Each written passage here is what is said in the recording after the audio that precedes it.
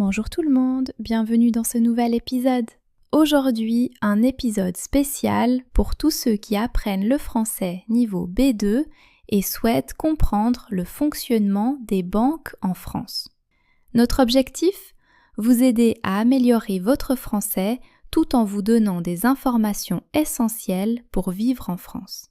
Et pour ça, j'accueille Adrien, notre expert, et notre professeur de français du jour. Bonjour Adrien.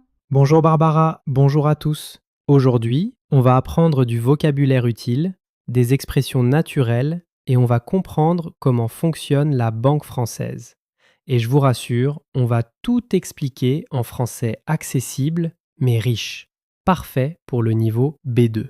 Avant de commencer, Adrien, pourrais-tu nous donner quelques mots essentiels liés à la banque en France, mais expliqués pour les apprenants ? Bien sûr, un relevé bancaire, un document qui montre tout l'argent entré et sorti de votre compte. Un découvert, quand vous dépensez plus d'argent que ce que vous avez sur votre compte. Un conseiller bancaire, la personne qui travaille dans la banque et qui vous aide. Un prélèvement automatique, un paiement automatique chaque mois. Un virement, transférer de l'argent d'un compte à un autre.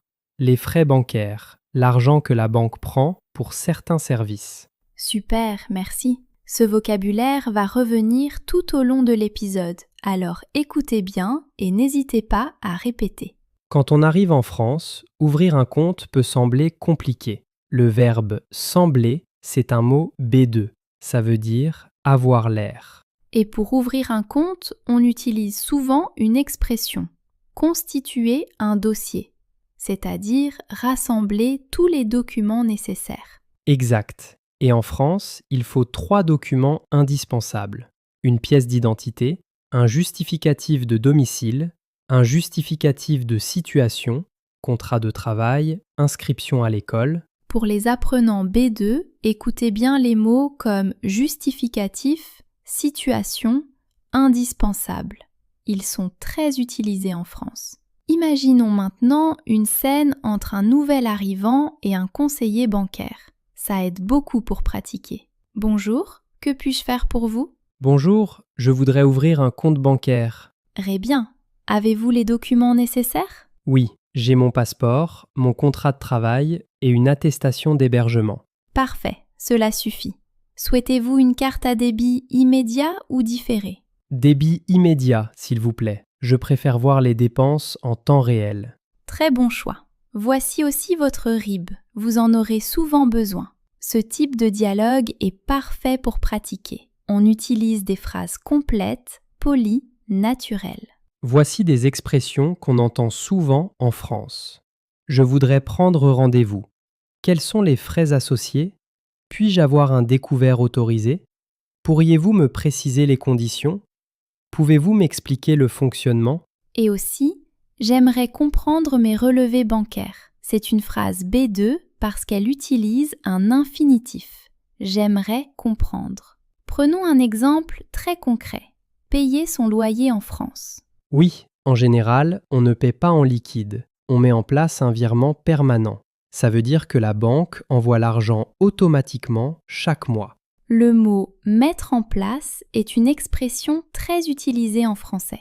Et pour l'électricité, Internet, le téléphone, c'est un prélèvement automatique. Encore un mot important. Automatique égale sans intervention humaine. Des conseils pratiques. Conseil numéro 1. Vérifiez régulièrement votre compte. Le mot « régulièrement » est « très ». Conseil numéro 2. Faites attention aux découverts. En France, si vous dépassez votre solde, vous payez des frais. Conseil numéro 3. Activez les notifications dans l'application. Le mot « notification » est courant en français moderne. Les pièges à éviter. Piège numéro 1. Croire que tout est gratuit. Certaines cartes et certains services sont payants. Le verbe « croire » est très utilisé au niveau pour exprimer une opinion. Piège numéro 2. Ne pas lire les conditions. L'expression « les conditions générales » revient très souvent. Piège numéro 3. Ignorer les mails de la banque. Le verbe « ignorer » égale à ne pas faire attention. Adrien, explique-nous simplement les crédits.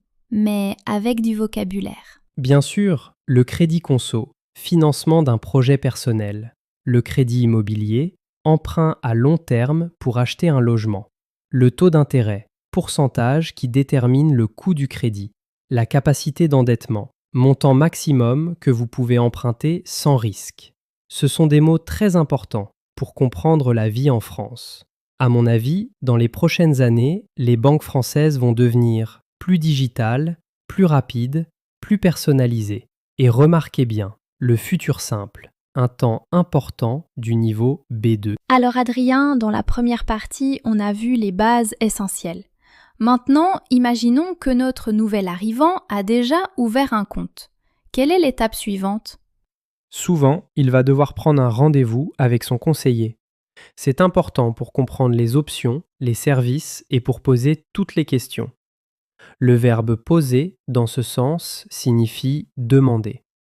Oui, d'ailleurs, on va écouter un petit dialogue pour pratiquer. Bonjour, j'aimerais prendre rendez-vous avec mon conseiller bancaire. Très bien, vous êtes disponible plutôt le matin ou l'après-midi ? De préférence le matin, car je travaille l'après-midi. Parfait, je vous propose mercredi prochain à 10h. Très bien, merci beaucoup. Beaucoup de couples, même les couples étrangers installés en France, se demandent « Est-ce qu'on doit ouvrir un compte joint ?» Excellente question. Un compte joint, c'est un compte partagé par deux personnes. Il permet de payer les dépenses du foyer.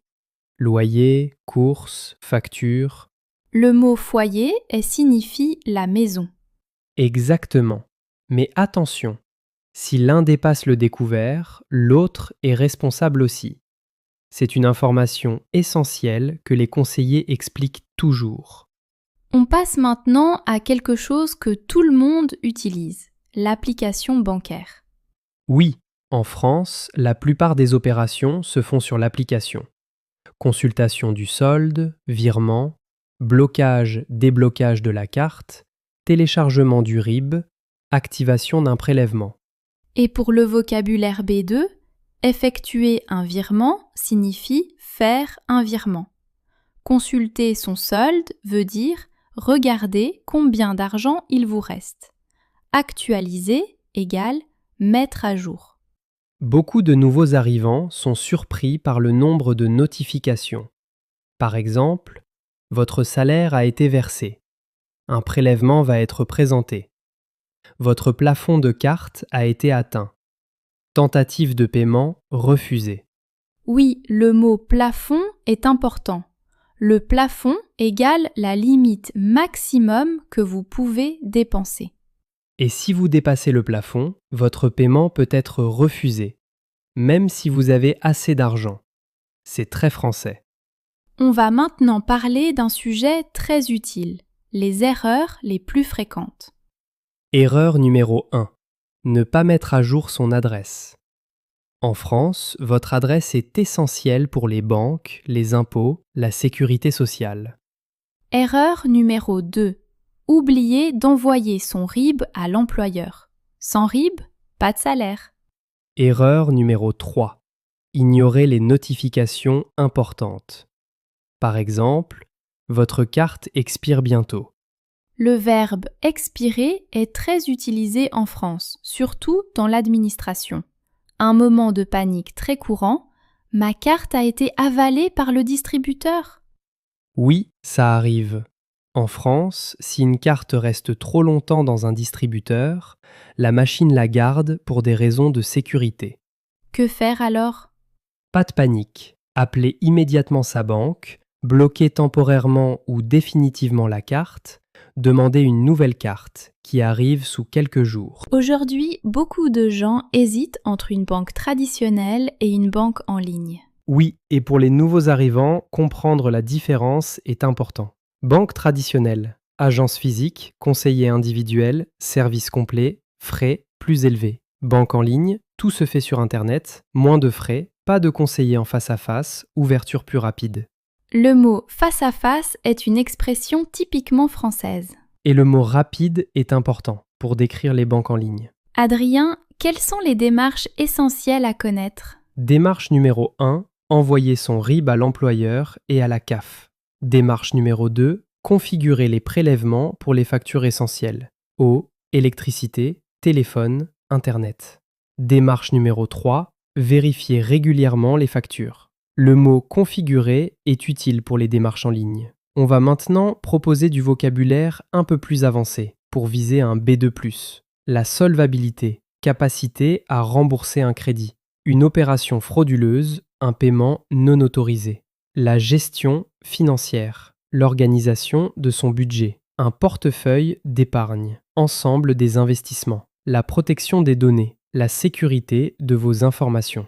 Ce sont des termes qu'on retrouve souvent dans les documents officiels. Bravo à tous ceux qui nous écoutent encore. Vous venez de suivre une longue conversation avec du vocabulaire B2, B2+, et des situations de la vie réelle. Et rappelez-vous, apprendre le français, ce n'est pas seulement apprendre la grammaire, c'est comprendre la culture, les démarches et les petites habitudes du quotidien. Continuez à écouter ce type de dialogue, répétez à voix haute, notez le vocabulaire. Et surtout, soyez patient avec vous-même. Le français est difficile, mais vous progressez déjà. N'oubliez pas de liker et de s'abonner et partager la vidéo. Merci et à très bientôt pour un nouvel épisode.